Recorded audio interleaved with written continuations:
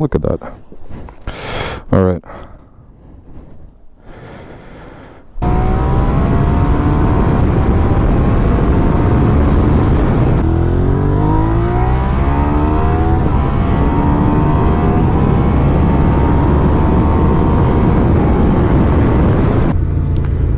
Filtering, I said, was quite good.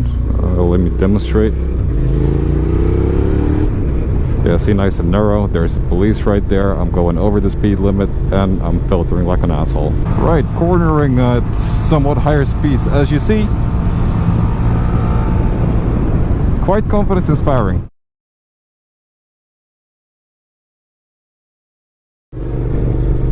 Hello there. Ooh, voice crack. Hey there.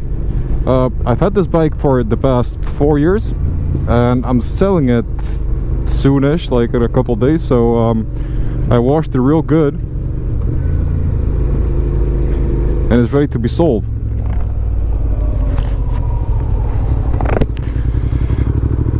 So I thought, like, before I sell, let me give you a review of it, because I feel like I'm quite fit to do a review. Like, I've had this bike for 4 years.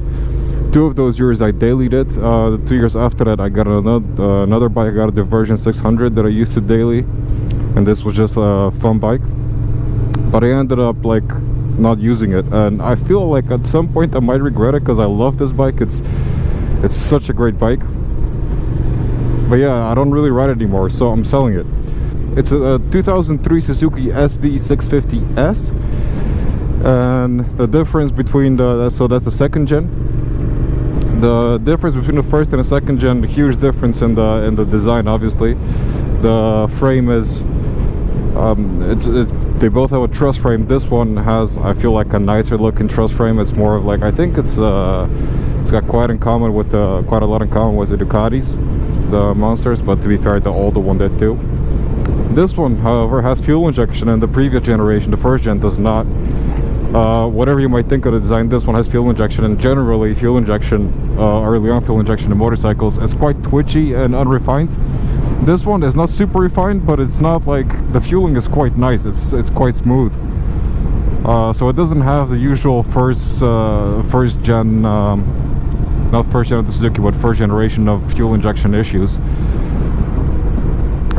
It's a very playful bike, but it's also very stable, so it's really at home on mountain passes and twisty roads. It doesn't have the top end to do high, I mean, it does have the power, enough power to do some highway pulls, but it's not what it's for, really. Twisty roads is where it comes to life. It's got plenty of torque, and with this bike and with its handling, which is also very good, despite it not having an upside down front fork, the handling is still pretty good. Suspension could be a bit stiffer up front, but for street riding I don't think anybody's gonna need it. It's still stable enough even at high speeds. Engine, dude, the engine of this bike is really a delight to ride, because it's got torque down under,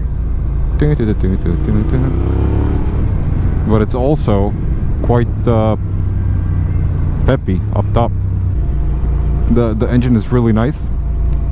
It's a V-twin, 90-degree V-twin, and the best comparison to this engine would be the MT-07, which is a newer bike, and I've ridden that as well. I don't have a preference between the two, to be honest. Like, this one, obviously, an older bike, is way cheaper, but there's a difference in character. MT-07 is more of a hooligan, playful bike. This is more of like a mature bike. So this is much better in corners, a lot more confidence inspiring, despite it having a smaller tire in the back. This one's got a 160. The MT-07's got a 180 in the back. It's much more stable in corners and at high speeds. Like, the MT-07 gets really, really wobbly. The engine, this bike is faster up top. Like, it could be because the MT-07 is a naked. This is it's got the fairing, so you're out of the wind. But I've raced the 2015-16, I think it was 2016 MT-07 top speed, and this one reaches about 224, 225 on the dash, and the MT-07 runs out of legs at that speed. I don't know what that dash speed was, but I was pulling ahead of him, and he started first. Well, let's go straight. What else? Yeah, the engine, however, on the MT-07, the parallel twin crossplane engine, that's a much more of a hyperactive engine, a lot more of a engine to just fuck around with. Like, it revs up quite quickly, the MT-07 that is, not this one. This one is quite slow to rev when not engaged, so if you pull in the clutch and you give it revs, it takes a while to get up. Well, not too long, but longer than MT-07. It's the MT-07 is a lot more perky.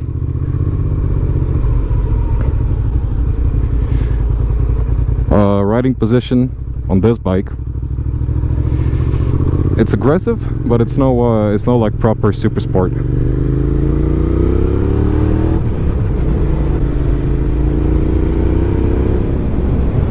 And I mean, you can't beat the sound of a V-twin. I mean, the MT-07 also sounds real nice, to be honest. Like, I don't have a clear preference between those two. I'm taking corners like a bitch because I washed it, and I think I might still have some soap on the tires or something. Reliability and such. Yeah, this bike has not skipped a beat on me. Yeah, the bike has not skipped a beat on me. Like, I've heard people say that they're quite sensitive to oil consumption. Well, I got this bike at like 20-ish thousand kilometers 4 years ago. It's got 46 now, and pretty much in the last 2 years I've ridden it, what, like 1,000k, maybe a bit more, but that's it. So in 2 years I put about like 20 something k on it. I rode it daily, man. I rode it daily in the winter as well. I cleaned that shit up real good because they do rust, like especially the front exhaust.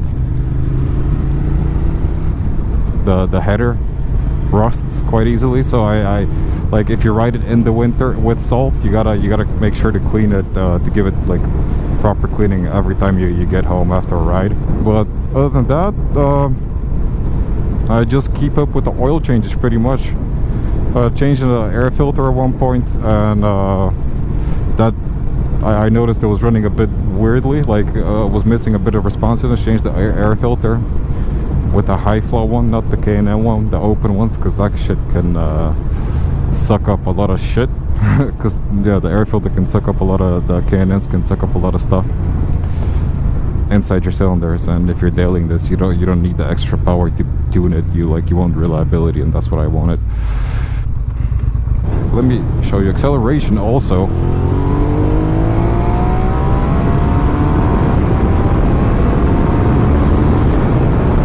It's really nothing to fuck around with, man. Plenty of it. Weak points of this bike, as I said, the front suspension could be a bit stiffer, but that could be changed easily. Like, get a progressive spring set, or just a linear spring set if you're really planning to do a track bike on this thing, to make it a track bike. I was saying, right, oil consumption. People say that they notice oil consumption in these engines. I rode it hard 4,000 kilometers to Italy and back in a week, and noticed no oil consumption whatsoever. It was the oil was literally at the same spot. I've only had what the fuck is this? I've only had positive experiences with Suzuki engines so far in my life. Yeah. Another weak point of the bike is the front brake. It can feel quite spongy, and I put on steel braided brake lines in the front. Hell, steel braided brake lines. Hell yeah! You can see the blue hoses there, and that really night and day difference, man. The bike brakes like a train right now, as you would say in Dutch. Yeah, reliability is good. Like basic things. It's a Japanese motorcycle. You just need to keep up with very basic stuff. Mostly oil and filter changes. Like the valves pretty much don't have to be adjusted ever, at least in my experience. They were checked over within limits. So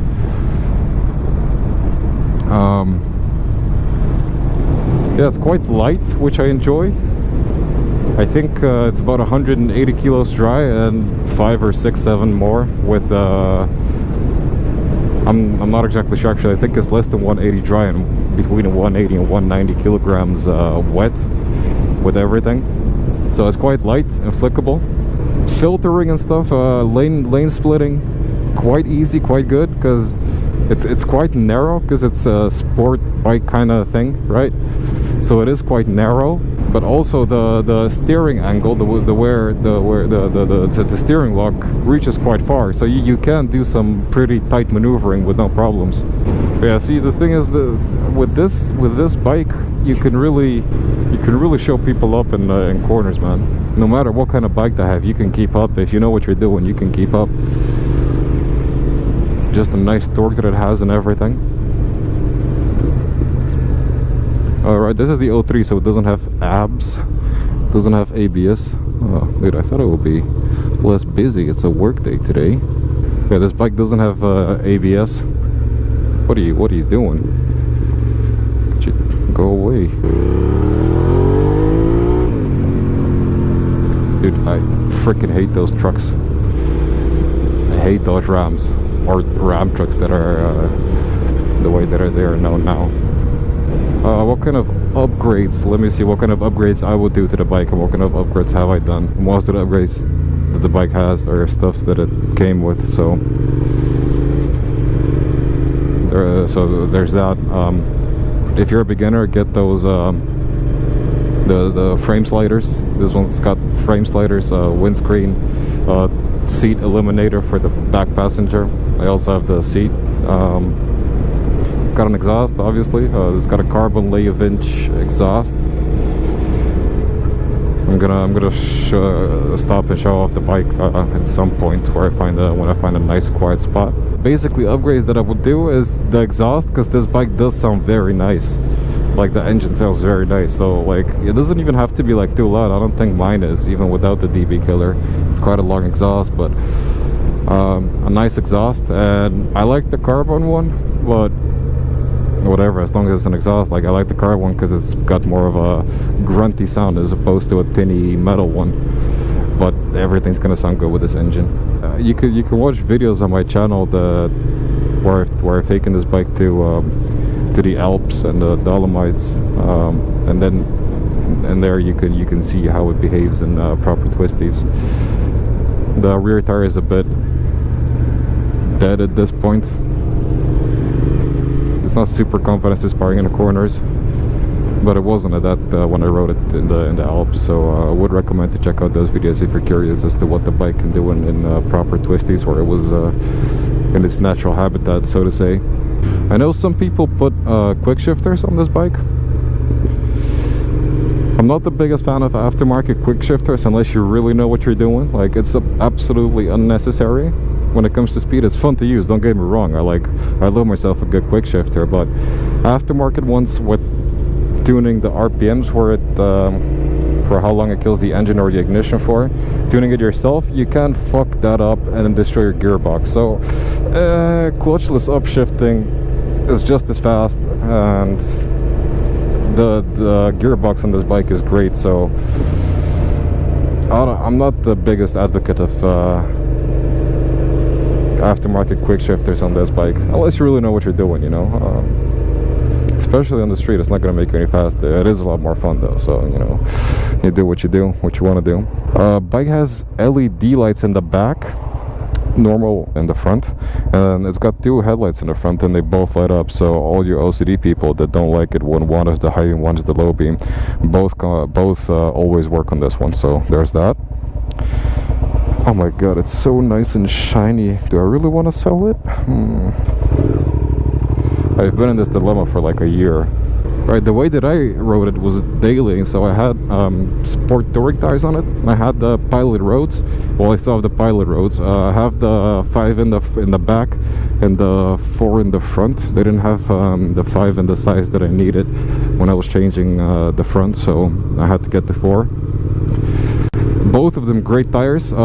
Big fan of Michelin tires. Only really since a couple bikes ago I only ride Michelin tires. Yeah, those are great tires and they last quite a while. I think I've had the back on for dude, a lot, like 15k or something, and it's still got a couple k left in it, like 1 or 2, not much, but they last for a while. And the grip in the wet, great. Comfort, right? It's not a right. It's not like a super sport. It's not that aggressive, but it's still quite sporty. And I'm not really used to the position anymore. Like for me, it's quite uncomfortable until I get used to it. And I've been riding a bike that you sit up straight on for daily for the past 2 years. So this is a bit weird to me. Yeah, I remember when I only had this bike, I took my girlfriend with it to Belgium. She rode on the back for like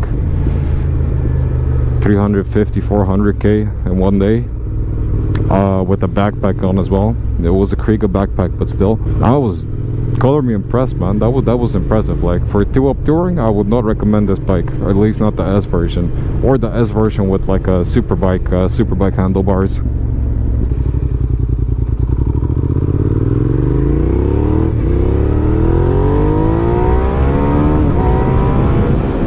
You can see what RPM it picks up at, around 7,000, 8,000. Whoop.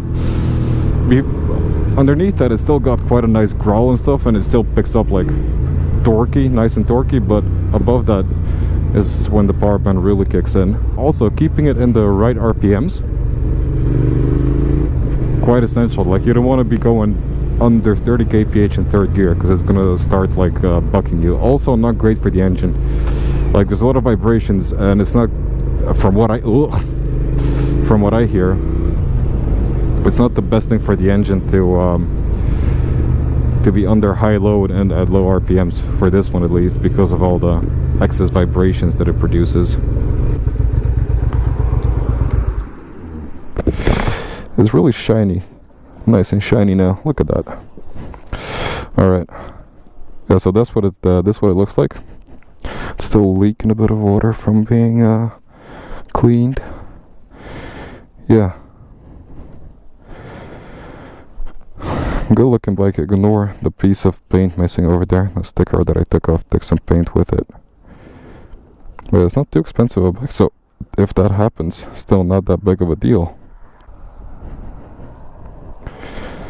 Yeah, this is it. No 160 tire, as I said. The carbon lathe inch, what is it, SBK, sounds nice. Yeah, would recommend this bike. Maybe not, like, alright. I know how people in America and in Holland as well, they get their license and start on a really big bike.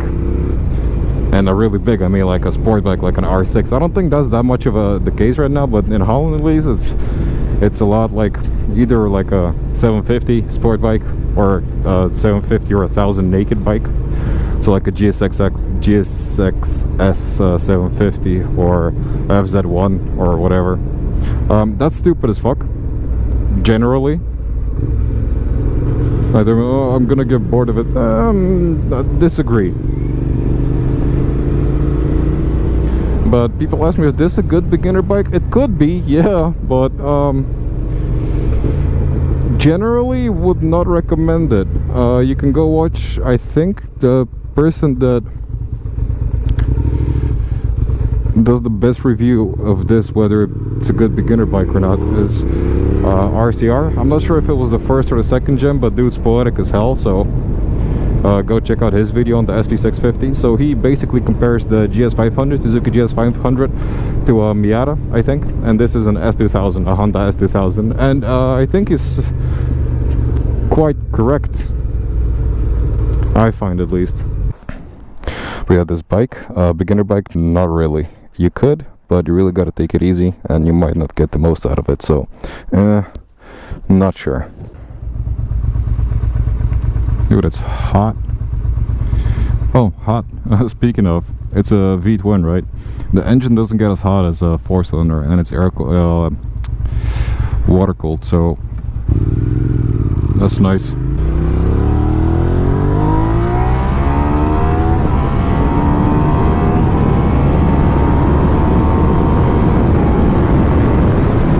Yeah, so plenty of pickup and go.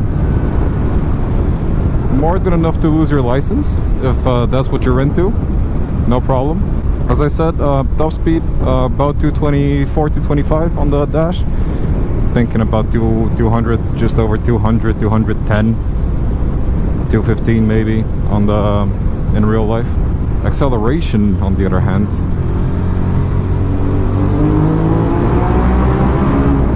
real nice. As I said, it's not really a beginner's bike from if you're looking at an unrestricted one, so the full what is it, 70 something horsepower, 75ish horsepower. If you're looking at a full 70 something, between 70 and 80 horsepower one, it's not really a beginner's bike, especially when you look at the acceleration. I think it says it's about 3 seconds, maybe just over 3 seconds. So racing off the lines with fast cars and fast bikes, no problem. You can clap some cheeks on this one. You can mess with you got those dudes, at least in Holland you do. You got those dudes that ride on really good, really big bikes like R1s and big sport bikes in the summer, and they ride like a, don't want to shit on people, but they don't ride very well. Like they take maybe advantage of 15% of the bike's capabilities. You can clap a lot of those cheeks, and that's quite satisfying to destroy big bikes in corners, or even in acceleration and just straightaways. On the highway, going top speed, I don't know what this bike is for.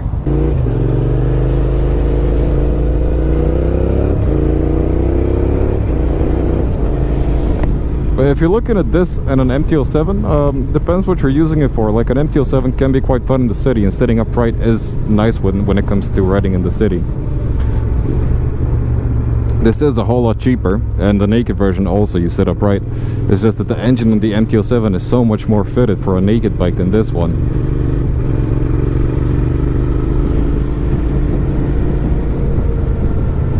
This one is nice and all, and it will be still nice in your cereals. Filtering, I said, was quite good. Let me demonstrate. Yeah, see, nice and narrow. There's the police right there. I'm going over the speed limit, and I'm filtering like an asshole. Nice.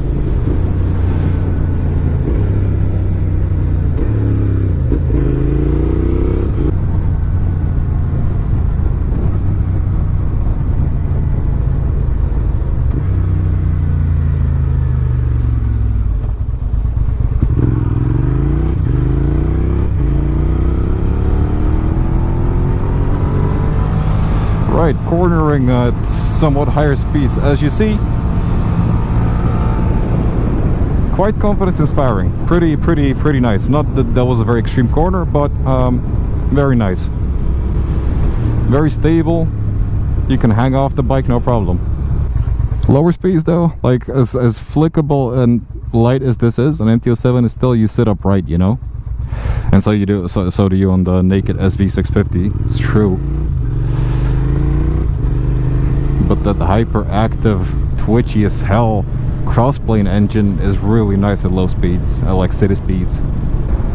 Yeah, if you were to go on a long trip, so on a long trip that's not specifically touring oriented, but more like clapping corners, so take it to the Alps and stuff, I would take this over an MT-07.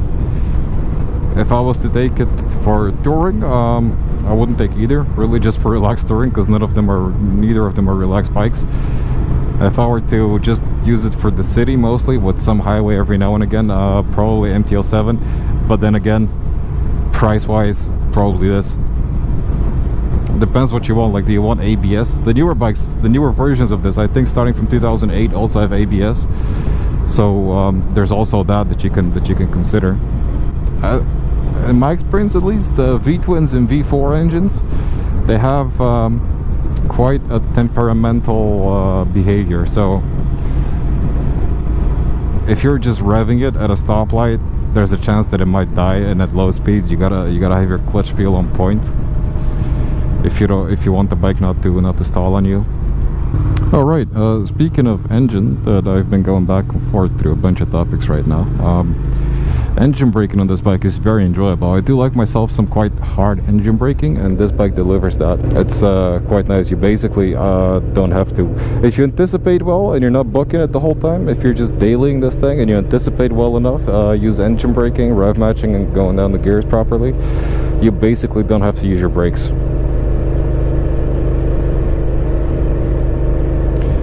That also means in corners you gotta be careful not to completely close off the throttle, because, you know, engine braking kicks in hard. I want to go in front of the bus. I'm better off going left, I believe. Yep. Here we go. My pinky finger on my right hand is broken, and still I can just use one finger to brake with these lines, with the steel lines. You see, one finger, and then it still brakes hard, dude. So definitely would recommend steel braided brake lines for this bike.